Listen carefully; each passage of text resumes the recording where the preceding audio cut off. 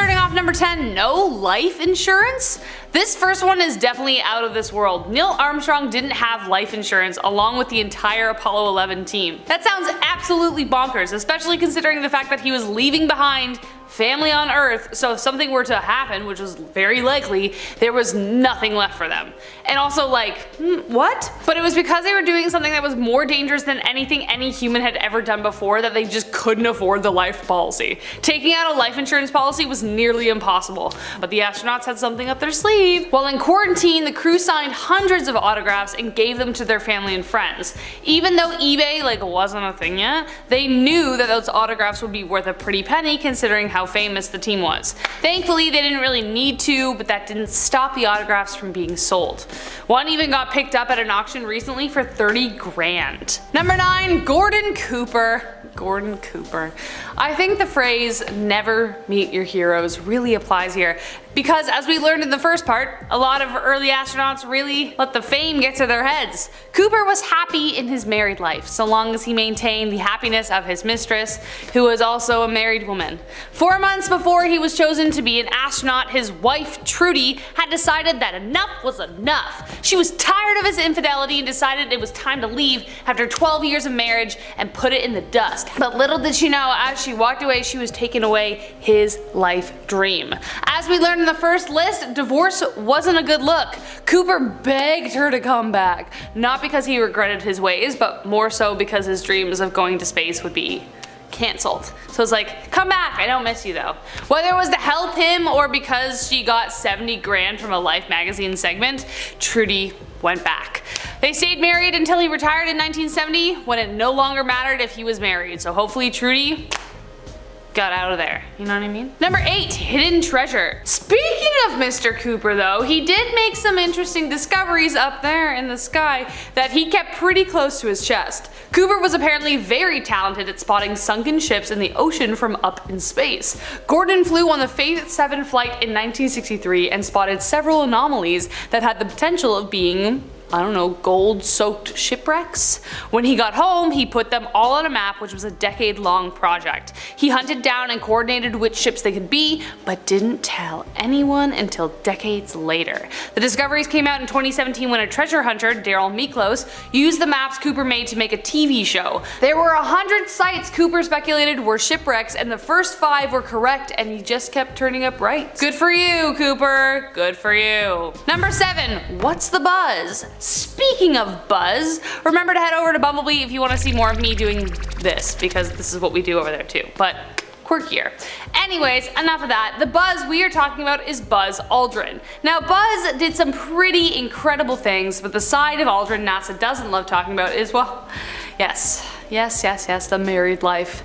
Apparently Buzz wasn't really an emotional guy, so to help his wife cope, he gave her a pet monkey in 1966. They had one before who had recently died, but this one was like nothing like the docile thing they had before. It hated his wife. It would make fun of his wife, bare its teeth, use profane finger language. It was very strange. Eventually, his wife got so upset that she said to her husband, "It's either the monkey or me, someone's leaving," to which Buzz replied dryly, "What are you waiting for?"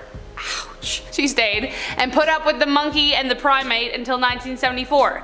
After Buzz came back from space, he took up drinking and had many affairs, so they eventually divorced. Number 6, toilet trouble. Toilet humor can be a little taboo of a comedy topic sometimes, despite the fact that farts will always be funny. But you know a stand-up comedian is digging for comedy and just trying to get a laugh if they're using toilet humor, you know what I mean? Anyone agree with that?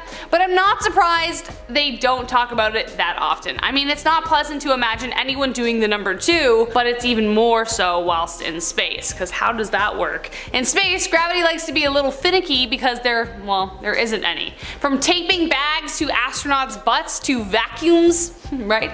Helping an astronaut do their duty proved more difficult than they imagined. They made pants astronauts could wear which could hold up to 3.75 cups of urine, and even a 50 grand toilet you had to be strapped into.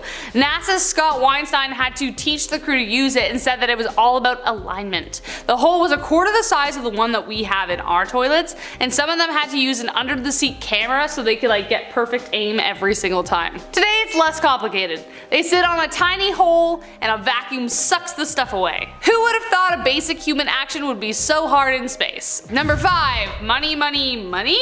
Take a guess. Right now, watching this video, how much do you think an astronaut gets paid to venture where no human has gone before? Yeah, like take a minute, I'll wait. Long enough. My first guess was like at least like 700 grand or like millions, because you're literally risking your life where no one can save you. Even though most astronauts don't actually end up going to space, but at least the ones that do, right? But the actual number may surprise you. Astronauts are paid by the federal government's general schedule pay scale, and they usually qualify for GS13/14, the highest being 15. This means that they can make anywhere between 100 grand to 161 grand. Hey, to someone like me that's got like 2 to 3 jobs minimum to pay rent, that sounds pretty good. But somehow that doesn't seem quite enough for what they do, or does it? Anyways, by comparison, fish and wildlife administrators are reportedly paid the same. So, I don't know. How do we feel? I guess the main perk is being able to say you made it to space unless you're doing most of the work on the ground. Thoughts? Number 4, the Challenger. The Challenger was one of the most devastating moments in aerospace history. It was literally the worst case scenario that astronauts probably have nightmares about. On January 28th, the world watched in horror as 73 seconds into the launch of the Challenger, it exploded in mid-air, taking with them 7 astronauts, including Christy McAuliffe, the first civilian in space. The reason for the explosion was because of the 2 rubber O-rings, which were designed to seal the sections of the rocket booster, failed. On the morning of the launch, temperatures were unusually low, which put the craft at risk. Engineers warned against launching. Due to media hype and the pressure, they pressed forward, which was the deadliest mistake they could make. NASA tried to ease the public by saying the crew was probably unconscious when it happened, but more research revealed that they were awake and aware. So, needless to say, not something astronauts love talking about. Number 3, Thad Roberts. This next one isn't entirely PG, so like there's a warning for you. But Thad Roberts decided one day that the Mile High Club just wasn't cool enough for him. Thad Roberts always wanted to be the first man on Mars, but he ruined his chances of that for life. I don't know why. Thad stole $20 million worth of lunar rock so he could touch the stars. He, along with accomplices Tiffany Fowler and Shay Soar, used their official IDs to break in and steal the safe the rocks were in. They took it to a motel, broke it open with a chainsaw, and then scattered them on the bed. Tiffany and Thad then joined the 384,000 kilometer club before trying to sell them to an interested buyer. However, their lovemaking contaminated the rock samples, which made them useless to the scientific community. They were eventually caught by the FBI, and Roberts was sentenced to 8 years in prison. Also, he could say he had sex that was out of this world. Next up, number 2, questionable water. This next one isn't technically a secret, but it's definitely something that's a little embarrassing to talk about. We've talked about some crazy survival stories on Bumblebee channel, and one of them included drinking urine to survive. Something a lot of survivalists don't recommend unless absolutely desperate. Essentially, if you consume your own urine, you are consuming the toxin your body tried to get rid of. But NASA has found a pretty neat way to make it fashion. Astronauts in space actually drink their own urine, but that's after the ship has transformed it back into water. They've been drinking their recycled urine since 2009 aboard the ISS, so I guess anytime they are thirsty, they just go to the washroom. The toilet they use, as mentioned above, uses powerful acids to help control fungal and biological growth. They don't recommend doing this without this technology, obviously, just in case that idea popped into your head. Currently though, they are looking at tech that might be able to pull water from the air, but they are still far from that. And last but not least, the Apollo 11 hoax. The moon landing hoax is still alive and well, and true or untrue, astronauts aren't likely to be heard talking about it because it lives in the realm of conspiracy. We have probably talked about it on this channel. If you can find one video about it, post it below. On July 20th, 1969, the first astronauts landed on the moon. It was a race between the US and the Soviet Union to put their flag on some moon cheese, and we beat them. They beat them. I'm Canadian. Right? Forgot. But ever since, conspiracy after conspiracy has sprung.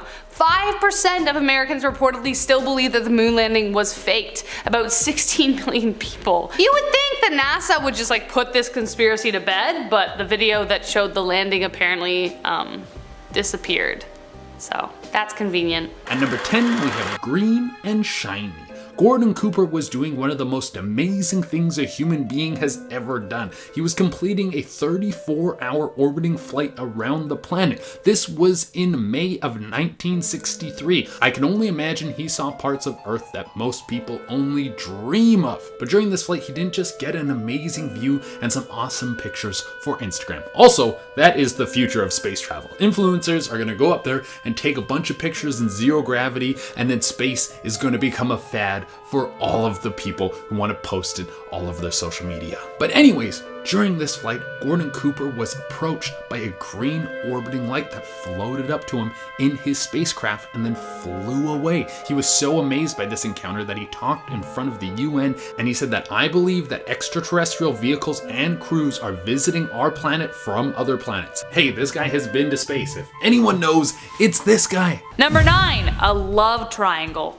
This one? Oh my god. This next one is pretty rough. We all know what it's like to go through a breakup. It's not fun. It sucks. It doesn't necessarily bring out the best in you. Mother of 3 and mission flight engineer as well as crew member on the 13-day shuttle mission, Lisa Nowak was a prominent figure in NASA's astronaut team. She was even the inspiration for Natalie Portman in the film Lucy in the Sky before she went all breakup song on her ex. In February 2007, Lisa drove from Houston to Orlando, Florida, wearing diapers, so she didn't have to stop, to confront the woman who she claims stole her man. She claimed she was going to have a calm conversation, but instead she ended up attacking her. She was in a wig and a trench coat and there was pepper spray. It was a whole ordeal. William O'Fallon and Nowak trained together and began an affair in 2004. Both divorced their partners, with Nowak thinking her future was with William.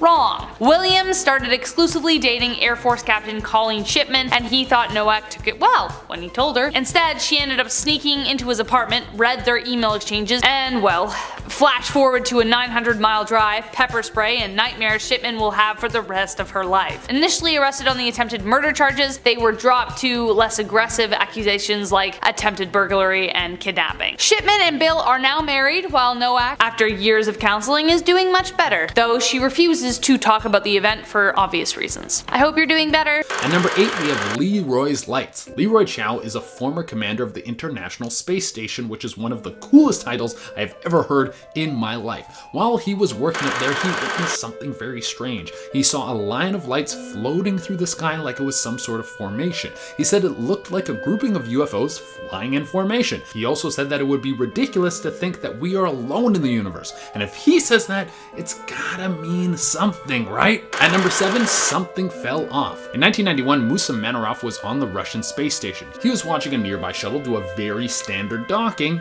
and he decided it would be a good thing to get on camera. I mean, why not? How often are you up in space? Might as well take a few pictures to savor the moment. Now, what he did not expect to see was a little item fall off the spacecraft. Now, a lot of you are probably thinking it was just a piece of the ship detaching or something, but the shuttle was already latched. There wasn't any movement that should have jostled something loose from the spacecraft, and then this mystery item fell directly from the ship down towards Earth. It didn't float in space, and it's all on camera, so you can check it out for yourself.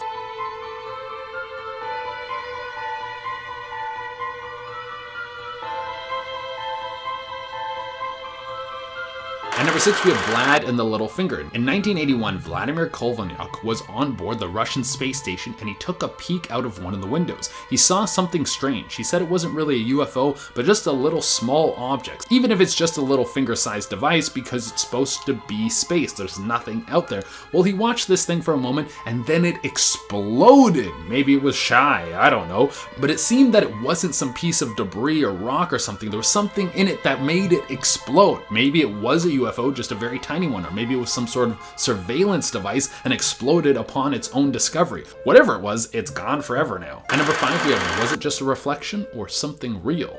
James McDewitt was in space in 1964, and he saw something that he couldn't explain. There was something floating out in space. He said it looked like a ship, but it was in the shape of a beer can, and it was glowing white. Now, when you hear something like this, you think aliens, and that's what all the press thought too when they heard this story, and they ran it. Years later, he reviewed reviewed some of the footage and he said what he saw was just a reflection. Now, what do you think? Could this have actually been something out in space and the government told him to keep his mouth shut? Or was it just a reflection? And number 4, we have toxic ammonia. Okay, this list is teaching me that astronauts are some of the coolest people around. Bob Kerman was on the International Space Station installing a bunch of upgrades. You gotta keep that station looking good. Now, while he was out in space doing this, a valve blew and sprayed ammonia all over his spacesuit. And this is very bad because if he brought it back into the station, everyone would suffocate and die from the ammonia fumes. So he used his big brain. He floated out in front of direct sunlight because ammonia has a very low boiling point. This would burn the ammonia off of his suit. Another astronaut came out and then brushed his suit off, and everyone were mask breathing oxygen upon his re-entry just to be safe. Now look at the big brain on Brad. I mean, Bob. I meant to say Bob.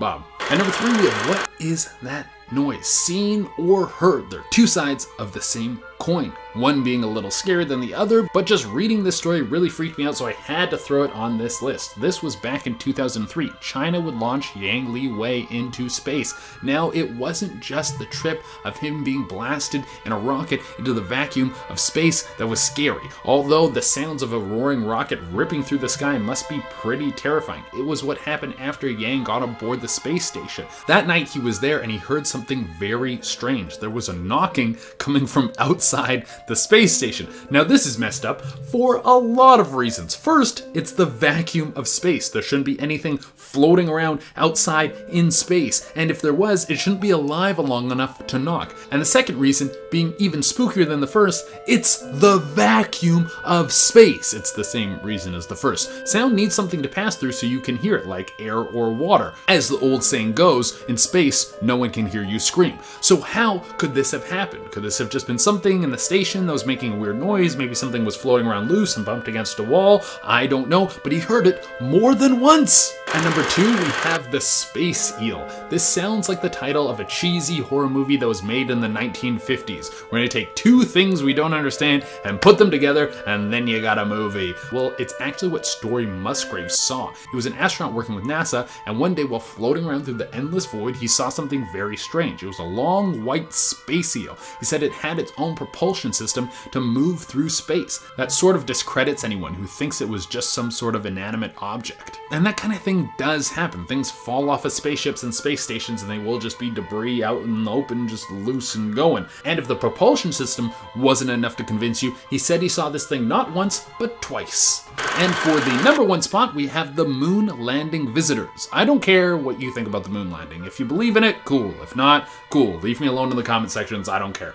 But for the believers, when Neil Armstrong and his crew landed on the moon, there was a lost transmission that Neil sent out when he stepped foot onto the moon, and it went like this. These babies are huge, sir, enormous. Oh my god, you wouldn't believe it. I'm telling you, there are other spacecrafts out here, lined up on the far side of the crater's edge. They're on the moon watching us. End quote. Apparently, there were 2 massive spaceships that were floating above them as they stepped out onto the moon. Now, this transmission was never released into the public until years later, and Neil didn't talk about it until right before he died. So if you don't believe in the moon landing, I guess this is a cover-up on a cover-up. Starting off at number 10 now, we have the Fireflies. In February 1962, John Glenn noticed something strange outside the window while aboard the Friendship 7 spacecraft. He noticed strange glowing particles floating in space nearby that looked like fireflies. He radioed down to mission control saying, "This is Friendship 7. I'll try to describe what I'm in here. I'm in a big mass of some very small particles that are brilliantly lit up like they're luminescent. I never saw anything like it. They're round a little, they're coming by the capsule and they look like little stars. A whole shower of them coming by. They swirl around the capsule and go in front of the window and they're all brilliantly lighted. They probably average maybe 7 or 8 feet apart, but I can see them all down below me also." John then went on to say that they were moving very slowly and almost seemed to be matching his current speed. After a thorough investigation, NASA scientists deduced that the lights were probably frost flakes that were being lit up as they fell away from the craft. They admitted that that does kind of make them look like fireflies. Of course, there are still people out there online that insist this may have been first contact with some sort of glowing space bugs. Next up at number 9 now, we have the glass dome. Richard Hoagland is an author who wrote a conspiracy theory book about the Apollo missions called Dark Mission. Now in it, he claims that ancient builders constructed enormous domes enclosing huge areas of the moon's surface. They would have had water and air inside them at one point. He claims there are actually hidden lunar cities that appear blurred and distorted because they're being viewed through this glass. Of course, the next question is, where is he getting all this from? Well, he points out that Apollo 12 astronaut Alan Bean said that on that mission, space seen from the lunar surface was black but shiny as if it was being viewed through glass. Of course, Hoagland used this as proof of his glass dome theory, saying space should be velvet black, it should be inky black, it should be infinity, unending, deep, endless black, it shouldn't be shiny. This is something that Alan Bean has denied and does not claim himself, but the story has gained traction among some conspiracy theory groups. Moving on to number 8 now, we have Musa Manarov. That's the name of this former cosmonaut who is known for spending 541 consecutive days in space. It's safe to say he was an experienced cosmonaut who received numerous awards and honours. In all those years, he never reported anything too out of the ordinary, except for one time in 1991. That year, Manarov was on a mission to the Mir space station and was filming a visiting space capsule dock nearby. He filmed its approach. As he filmed its approach, he saw an object that looked like it was coming off the spacecraft. Here's some of that footage so you can see for yourself. And this by Musa Manarov is the best known one from Russia, I believe. Okay, I think we can immediately, being out in space here, dismiss the possibility that this is space is a rock. Now whatever that was, it freaked him out and he became convinced he had seen something unusual. He said he knew there was nothing that could come loose at that point during the docking procedure. As he continued to watch the object, it floated downwards and away from the capsule. When this footage began to be shared around the world, some people claimed it was nothing more than space junk, but Manarov said he knows what he saw up there and it was definitely not space junk. Next up at number 7 now guys, we have the dots. In March 2017, UFO hunters claimed they had found proof of aliens in NASA's own footage. The video in question shows astronaut Samantha Cristoforetti demonstrating how to operate window shutters on the ISS. Now as she talks to the camera in the video, we see several white objects coming into view. The UFO community quickly jumped on this and referred to it as the smoking gun. There was no denying a big alien cover-up now. Of course, there's always two sides to the story though. Scott Brando is a man who forensically examines alleged UFO pictures and videos. He gave this video the same treatment and concluded that the lights were either lens reflections or ice particles. Not quite as exciting, but maybe that's the truth. Moving on to number 6 now, we have the organic being. In August 2018, former NASA astronaut Leland Melvin tweeted out that he saw something curved and organic looking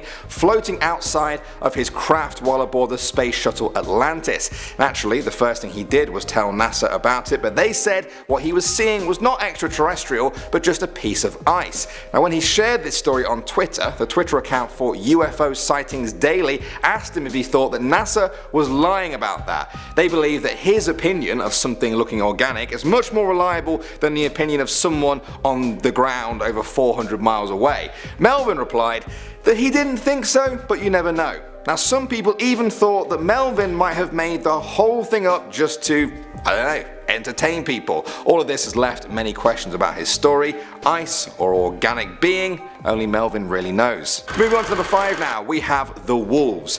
This is an incredible story, honestly. It's a terrifying account from Russian cosmonaut Alexei Leonov. Now in 1965 he famously performed the first spacewalk ever. It was a success, but it was very nearly a disaster. During the walk he experienced both air leaks in his suit and material unexpectedly stiffening. This meant he was almost unable to cram himself back inside the capsule. He actually had to lower his own suit pressure and risk getting the bends when he was inside. If that wasn't bad enough, his craft went off course during re-entry and landed in the Ural Mountains, where he and his commander were forced to wait for rescue as howling wolves began to encircle them. How crazy is that? Next time you guys think you've had a bad day, just spare a thought for Alexei Leonov. Alright, at the number 4 spot now, guys, we have the cryptic message. In 2016, NASA astronaut Scott Kelly gave an interview that conspiracy theorists say contained cryptic messages about seeing aliens in space. In the video, he talked about his 340 days on the International Space Station,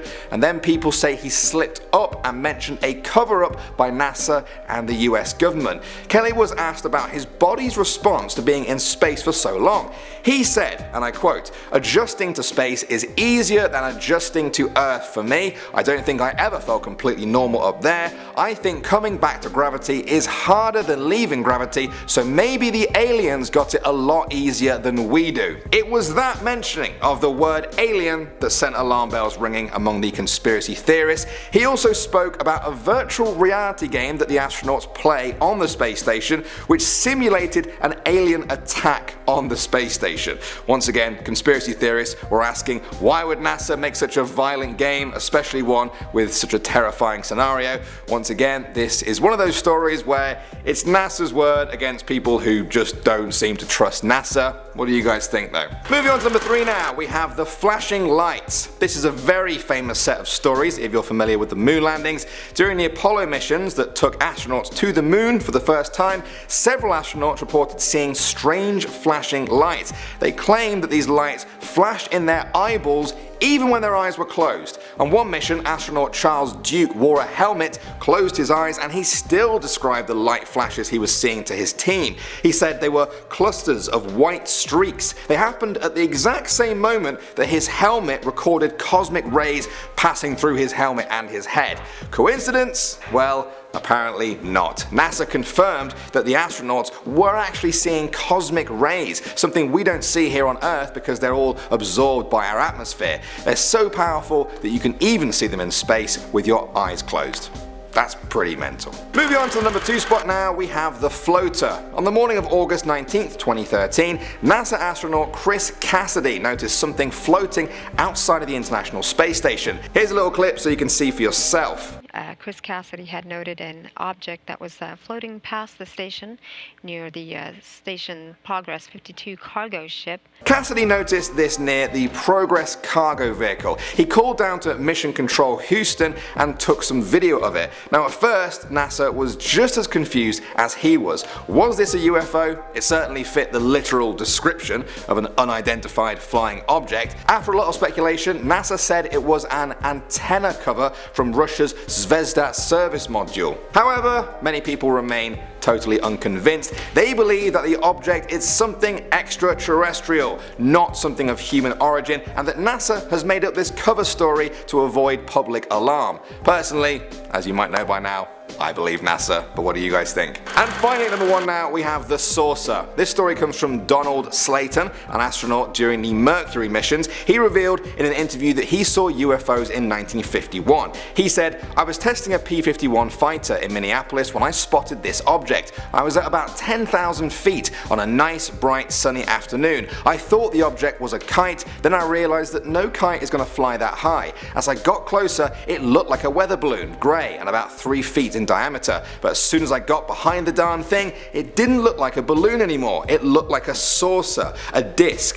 About the same time, I realized that it was suddenly going away from me, and there I was, running at about 300 miles per hour. I tracked it for a little way, and then all of a sudden the damn thing just took off. It pulled about a 45-degree climbing turn and accelerated and just flat disappeared." An interesting story, and it's of particular interest to UFO enthusiasts because neither Slayton or NASA has provided a rational explanation for this very speedy saucer. Number 10, a car crash. Let's start with the drama here. Pretty sure if you say you're an astronaut, people are going to look at you differently. In a good way. Man, you've been to space. After all, you are a human being who has seen just how small the world is compared to the wide universe. Many revere James Donald Halsell Jr. after the 5 space shuttle missions he took before retiring in 2006. But he must have hit the ground hard when he came down to Earth. Halsell was traveling in his car to West Monroe, Louisiana and stopped at a Motel 6. While there, he downed 3 glasses of wine before heading back on the road, which is a no-no. Therefore, tragedy struck. truck. James crashed into a car, killing 2 of the young passengers in the vehicle, who flew from the car when they crashed. He was going extremely fast and reportedly tried to steal a bystander's car when he stopped at the site. James told police that he didn't remember leaving the hotel or how the crash occurred. Though they found no drugs at the scene, police did find 10 empty sleeping pill packages back at the room. NASA declined to comment about the arrest. Very, very sad. At number 9, we have incorrect. Do you guys know Chris Hadfield? You probably should, baby. He's got a master class. If you do it, they let you go to space. But here's one occasion where Chris was relaying information to the Russian Mir space station so they could dock on his ship. While this was happening, his sensors that tell him how far the station is started giving him the wrong information.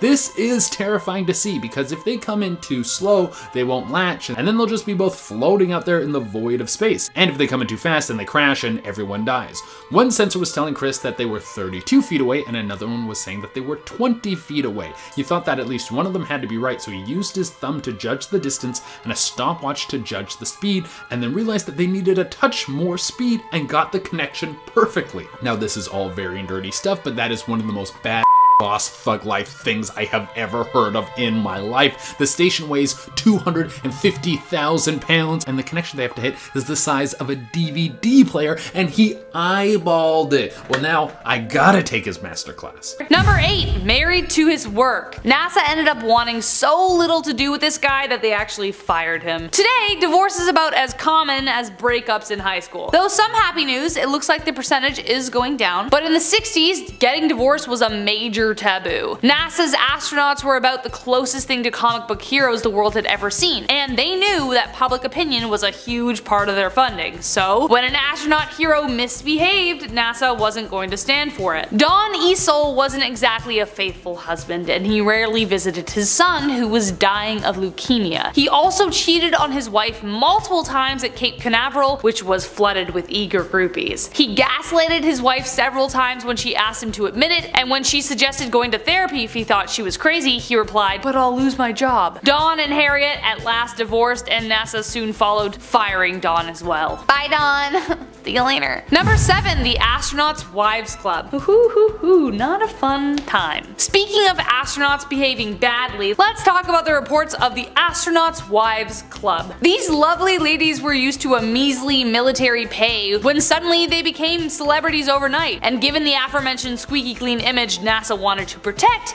any scandal was swept under the rug. According to the Astronauts Wives Club, a true story by Lily Copel. On the outside, they were the ideal Stepford wives, apple pie baking, apron wearing beauties. But out of the 30 astronaut marriages from 1961 to 69, only 7 would stay married. The biggest wedge in the marriage was the time the men spent at Florida's Cape Canaveral, which I previously mentioned, which became Off Limits Playground. Cape Cookies became the name of the women who would magically appear to have their own rockets launched by the men who would touch the stars. To handle the silence and stress, the wives turned to excessive ways to self-medicate, the nightly gin and tonic with a tranquilizer garnish. Yeah.